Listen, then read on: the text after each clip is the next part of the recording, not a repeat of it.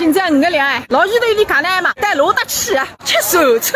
船个东面是苏州最古老的城墙蚌门，船个底下是2503个护城河，船个西面是苏州最大的面馆高阁楼。葛么也是毛道山赚了船了，龌龊死官家把你们踩了河里，顶风作案哎！没有那金刚钻，就不要揽那瓷器活。老板有本事开店，谁有本事开店？作为顾客，拒绝一种问题，既然是受得了汤汤地，人均消费200块，你都觉得端正汉米谁可以着？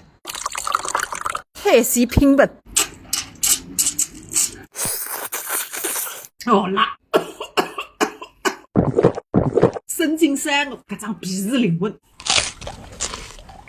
香人参龙骨汤，鲜。看看冷水盘门，吃吃热腾腾的菜，听听落雨的声音。妈妈一讲好是向东嘞，啊，真是奇妙好，哎，做你个嘿！